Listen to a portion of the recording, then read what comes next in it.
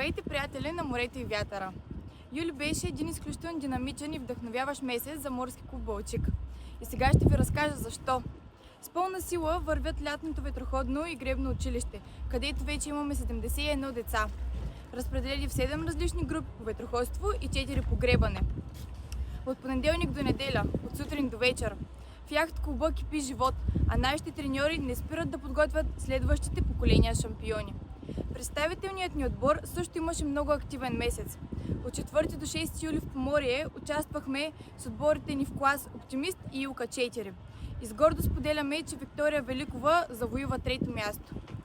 Само седмица по-късно Балчик беше домакин на държавното първенство в клас Конрад 25R с изцяло балчишки съдийски екип.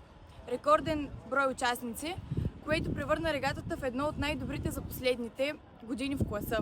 И точно седмица след това, отново в Балчик, се проведе националната купа за килови яхти. Първо място спечели екипаж с наши състезатели от клас 420 на яхта Скорпио, а на второ място смесен екипаж от морски клуб Балчик и ветроходен клуб Понтус Варна.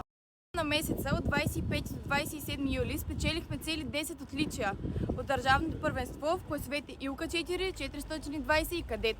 Републикански шампиони станаха Алекс Данилов, Александра Петрова в клас 420, Никол Димитрова в клас Илка 4, бронз за Мартин Димитров в клас Илка 4, а в клас Кадет при момичета Виктория Великова и Яница Добрева и при момчета Йордан Кирев и Калян Тодоров.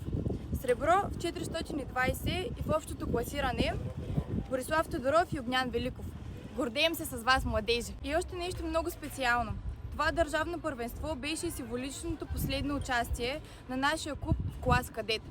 Точно 15 години след като тези лодки бяха дарени на клуба от Никола Александров, председател на ЦСА Як Академик. Тези лодки дадоха старт на една великолепна ера и бяха част от успехите на клуба през последното десетилетие и половина. И ето, че най-малките ни състезатели имаха честта да се състезават с тях за последно, достойно и паметно. А вие ни последвайте в социалните ни мрежи и YouTube, за да сте винаги в час с нашите приключения. До скоро!